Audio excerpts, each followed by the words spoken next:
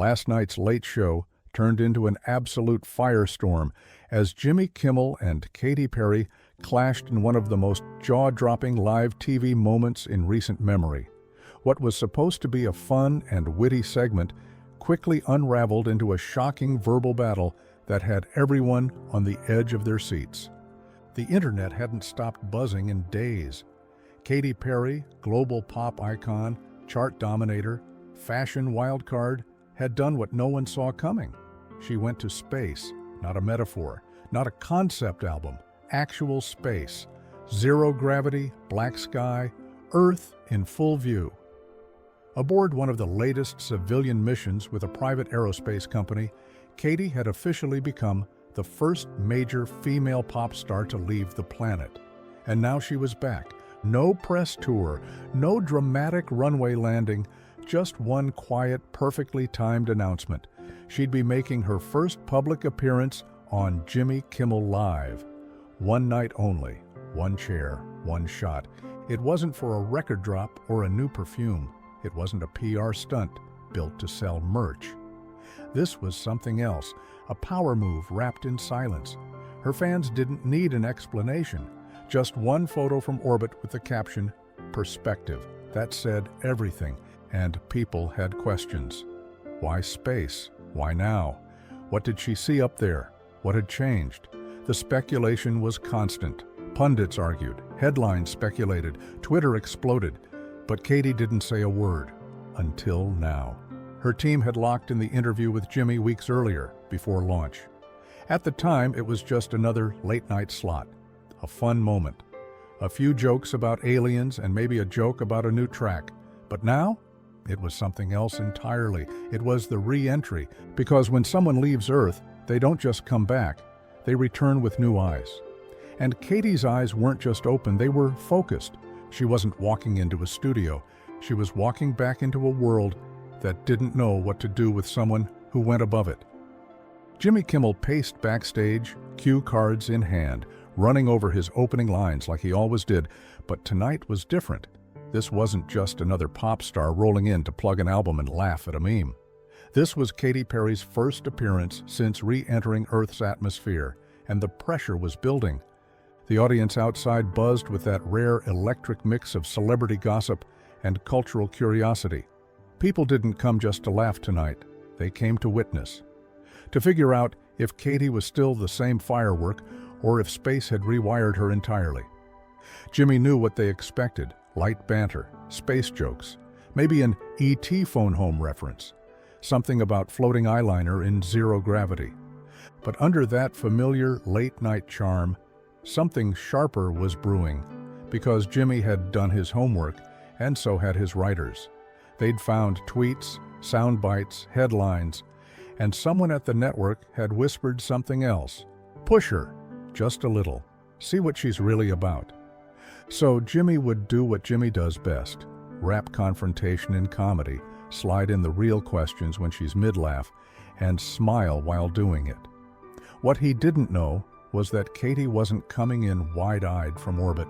She was coming in sharper than ever, not spaced out, locked in. As the lights dimmed and the band kicked into the opening theme, the camera panned across a packed studio, every seat filled, phones out, eyes forward, waiting for that moment. Because when someone's been to space, you don't just want to hear what they saw, you want to know what they learned. And tonight, Katy Perry was going to answer that, not with a speech, but with a reckoning. The lights cut to full as the announcer's voice rang out across the studio. "Please welcome back to Earth, Katy Perry." The crowd exploded. Cheers, whistles, the kind of scream-level energy you only get when pop royalty makes an entrance. But this wasn't the same Katy who wore whipped cream bras and danced with Left Shark. This Katy stepped out like she'd walked off the cover of a sci-fi Vogue issue. Sleek white jumpsuit, silver accents along the sleeves, hair slicked back, eyes locked forward, half astronaut, half icon, all control. Her heels clicked once against the stage floor, and the sound cut through the noise. She didn't wave wildly, she didn't dance, she just smiled, slow, poised, and made her way toward Jimmy's desk like someone who'd already seen Earth from a better angle. Even Jimmy leaned back a little as she approached. "Welcome back to gravity," he said with a grin, rising from his seat. Katy shook his hand once, then sat, crossing one leg over the other with precision. She adjusted her mic, gave the audience a nod, and settled in with the stillness of someone who wasn't here to perform. The crowd kept cheering, but behind their excitement was something else: curiosity, respect, maybe even awe. They weren't sure what version of Katy Perry they were seeing tonight, but they could all feel it. She'd gone up one person and come back someone else. Jimmy smirked, flipping his cue cards casually as the audience settled back into their seats. "So, space," he said, dragging the word out with theatrical awe. "What's it like being weightless? Or is that just how you feel on stage at Coachella?" Laughter rippled through the room. Katy smiled politely. One of those smiles that didn't quite touch the eyes. She leaned in just enough to be gracious, but not enough to play along. "It's a little quieter in orbit," she said. "Less ego, more oxygen." The audience laughed again, but this time the vibe was different. Jimmy chuckled, slightly thrown. He tried again. "I gotta ask, do they really make you wear those big marshmallow suits, or were you able to get one custom glittered?" More laughter. Katy tilted her head slightly. "Funny," she said. "When a man goes to space, they call it history. When a woman does it, they ask what she was wearing." That silenced the chuckles just long enough for the message to land. Katy smiled again, calm, clean, and done with the punchlines. Jimmy blinked, his grin faltering just for a second. She wasn't here for jokes. She was here to be heard. Jimmy leaned forward, elbows on the desk, smirk already forming. The crowd was with him, laughing along, warmed up and ready. He could feel the rhythm of the room bouncing back in his favor until he pushed it too far. "So," he said, voice dripping with faux curiosity, "you went to space. Was that just for the Instagram likes, or were you actually, doing something up there?" The audience burst out laughing. Someone in the front row whistled. Another shouted, "Savage!"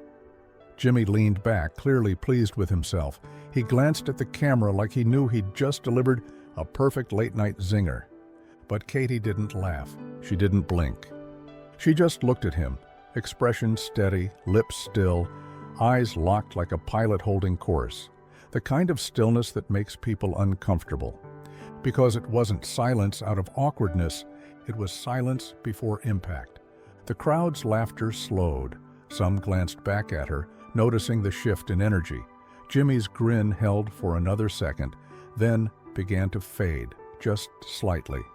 He tilted his head, waiting for her comeback. And that's when he realized he'd stopped steering the interview and Katy had taken the controls. Katy didn't break eye contact. Her voice was calm, unhurried, but every word landed with precision.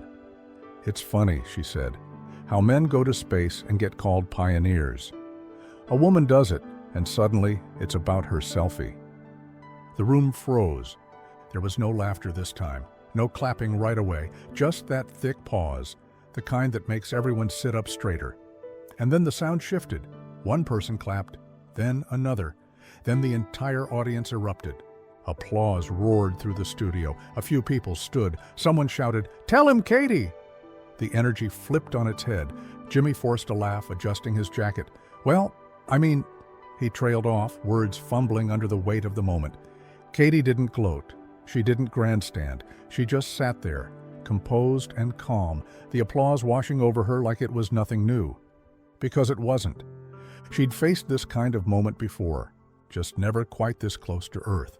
And now Jimmy Kimmel, king of late-night punchlines, was realizing that Katy Perry didn't come back from orbit to be the joke. She came back to rewrite the script. Jimmy regrouped, tapping his cue cards against the desk like a nervous drum roll. The crowd was still buzzing from Katy's last line, but he wasn't ready to let go of the wheel just yet. He leaned in again, smile thinner now but still trying to hold the room. "Look, I think it's great that you went," he said, chuckling. "But let's be honest, These space flights aren't exactly economy class, you know what I mean? I mean, while the rest of us are stuck on Earth, dodging heat waves and wildfires, you're floating around the stratosphere. The laughter was softer this time, uneasy. Some people smiled, others just waited. Jimmy pushed further. I guess I'm just wondering, don't you think it sends the wrong message, flying off the planet when Earth's kind of on fire? It was calculated, wrapped in concern but built to sting. He wasn't just poking at the mission, he was trying to frame her as tone-deaf. Another celebrity taking a rocket ride while the world burned below. And worse, he wanted to come off as the grounded one. Katy adjusted her posture slightly, shoulders still, hands folded neatly in her lap. She didn't flinch. But the crowd could feel the air shift again. Jimmy smiled like he'd landed a solid point. But what he didn't know was that Katy wasn't reacting because she was waiting for the exact moment to answer. And when she did, it wasn't loud. It was something better. Katy took a breath, not for effect, but for precision. I didn't go to space to escape Earth, she said, her voice calm, clear. I went to understand it better. The audience leaned in. You spend a lifetime looking up, she continued, but the second you look down, from orbit, you realize how small we all are, how thin the atmosphere is, how fragile everything feels when you're watching it from 300 miles above. Jimmy blinked. He hadn't expected that. Not from a pop star. I came back more grounded than I've ever been, she said. It's hard to feel elite when you're looking at the planet we all share. A wave of silence moved across the studio. Not uncomfortable, reflective. The crowd was hearing something real, not a soundbite, not a flex, just truth. Katy leaned back, letting the words settle. And yeah, spaceflight isn't accessible yet. But if I have a platform, I'm going to use it to talk about the bigger picture, literally. A few claps broke out, then more. It wasn't explosive like before. It was steady, respectful, resonating. Jimmy shifted in his seat again. The joke had crumbled. The angle had missed. Because what he tried to turn into privilege, Katy turned into perspective. And suddenly, this wasn't a conversation about being out of touch. It was a reminder of how easily we lose it. Jimmy leaned in one last time, holding tight to what little control he had left. His tone shifted, lighter, but with an edge, the kind of tone people use when they've already lost the argument but are still trying to win the room. I mean, let's be real, he said with a half smile. Space, empowerment, Earth perspective, that's great. But it's still a bit of a publicity stunt, right? Just with a cooler backdrop. A few laughs scattered across the room, but they were nervous, the kind of laughter that fills dead air. Even his own band didn't jump in. Too quiet, too uncertain. Katy didn't react right away. She let the silence stretch for a second, just long enough for it to become uncomfortable. Then she turned to him, slow and deliberate. You sit behind a desk throwing jokes, she said. I left the planet to see what really matters. The audience held their breath. The view's a little wider from up there. Boom! It wasn't shouted, it wasn't rehearsed, it was sharp, clean, and final. The kind of line that slices through late-night noise and goes straight to replay reels across the internet. The room exploded, cheering, applause. Some people stood, others shouted. One guy in the back literally dropped his drink. Jimmy opened his mouth, then closed it again. He tried to smile, but it cracked. He had nothing. Katy didn't smirk. She didn't bask in it. She just sat back, composed as ever, as if she hadn't just leveled the conversation with a single sentence. Because she didn't need to gloat. The truth did that for her. The interview hadn't even finished airing before the internet detonated. Clips were everywhere. TikTok montages, Twitter threads, Instagram reels, edited with cinematic zooms and dramatic music. One clip had already hit 1 million views by the time the show cut to commercial. Hashtags trended within the hour. Arshter, Katy from space, Katy Kimmel, Arsh, zero gravity, zero tolerance. Fan accounts called it the greatest TV comeback since Cher on Letterman. Others just posted the quote, "The view's a little wider from up there." Even late-night competitors chimed in. A rival host tweeted, "Katy Perry didn't go to space, she went to war." Pundits weighed in on morning shows. Some praised her as a role model redefining celebrity. Others clutched pearls, calling it a PR overcorrection. A few tried to drag it into culture war territory, but even that couldn't stick. Because the public wasn't divided, they were inspired. People weren't just watching the clip, they were watching it again. They were sending it to friends, adding captions like "this" and "Queen behavior." Memes popped up overnight, edits of Katy floating above Earth with sunglasses and a mic drop. Others layered her quote over photos of Earthrise and galaxy backdrops. And Katy? She posted nothing. No tweet, no caption, no subtle emoji. She didn't need to. She'd said everything she needed to say on that stage. And then she went quiet, on purpose. Back to her music, her causes, her life. Because while everyone else was shouting about the moment, she was already back in orbit. Figuratively, mentally, purposefully. Grounded in more ways than one. This story was brutal, but this story on the right-hand side is even more insane.